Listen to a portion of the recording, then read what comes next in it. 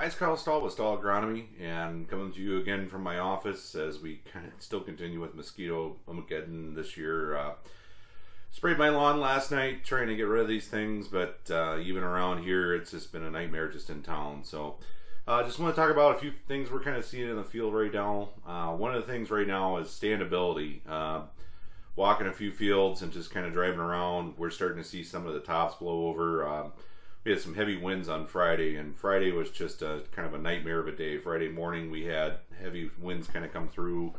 If anybody's around that Sullivan area, there is some trees down, some roofs kind of blowing off, some buildings down there. So it's been windy. We're starting to kind of see what this corn has kind of left in the tank, and for the most part it's not been great. There's nothing that's wholly down, but we are starting to see some of the edges and some major patches in fields starting to kind of go over. So the thing's going to be, if the corn's at a halfway decent moisture, it's going to be time to get it off fairly soon.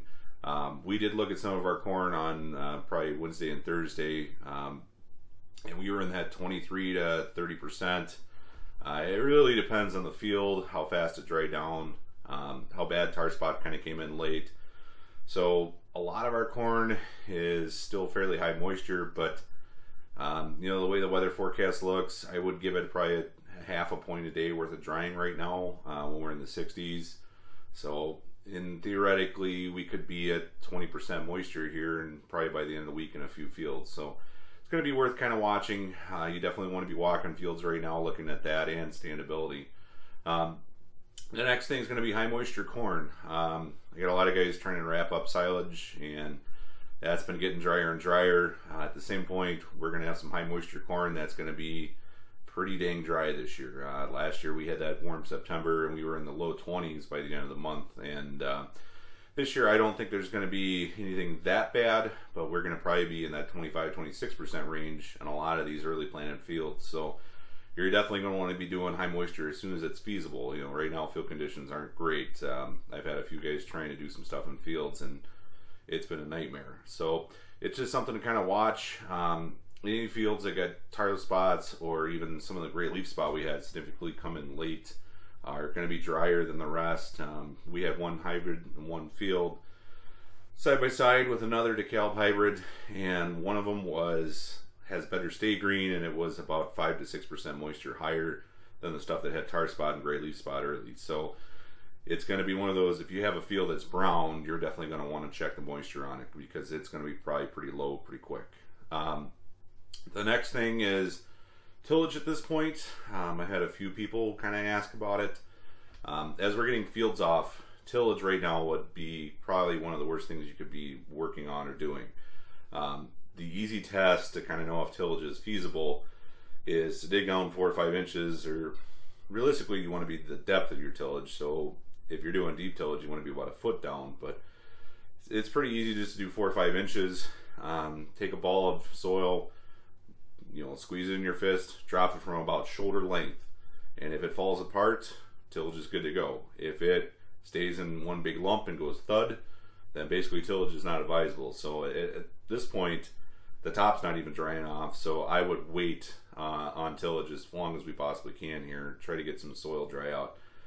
The way the forecast is looking, I'm not sure if that's going to happen anytime soon, but right now I wouldn't be doing any tillage if you can possibly hold off. You know, obviously there's going to be some fields that might be a little drier, but again, try doing the ball test and dropping that and see how that goes. The other thing is some of the early reports in for some soybean fields that are trying to come off. I was in a field yesterday that they were going to try doing. I had a few guys in the area try a few fields yesterday. Those early soybeans, what we're getting is a lot of green pods in there. You're never going to get the beans out of those. The best thing is try working with your grain location. You know, I've got guys that are taking those soybeans off and it's 12% moisture even with the green pods in it. So work with your grain location, try to figure out what their threshold is going to be kind of on some of these green pods.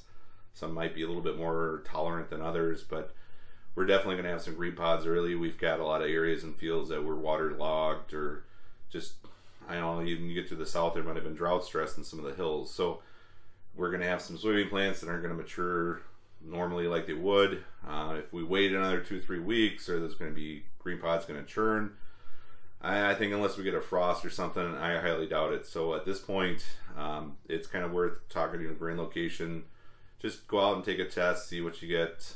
Just kind of ease into them. So be careful when you're moving into those spots. But right now, I mean, if the field's fit, maybe it's worth trying to get them off. The last thing I'll talk about is something we've been noticing a little bit further to our south. You know, we always get pictures on Twitter of a lot of combine fires. This year we've seen quite a bit more than probably I think I normally do.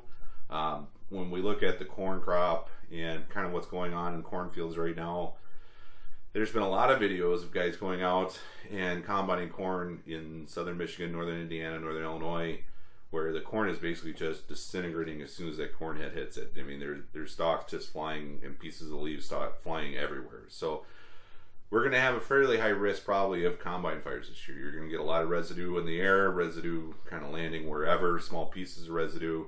So again, just be careful. Try blowing off equipment at night every day if you can. Just be mindful of bearings. You know, just be careful this year. I think it's going to be a year where we could see potentially a little bit more issues of potential combine fires or equipment fires. So even I've seen tillage tools go up. So pay attention to that. That's kind of our little safety corner. Stay tuned. We'll have some more updates in the week. We're working on equipment this week and just trying to get out and check some stuff. You know, the way the forecast looks, this week's going to be kind of one of those weeks where they're going to be in the field and kind of out of the field and in the field and out of the field. So just pay attention and be safe out there.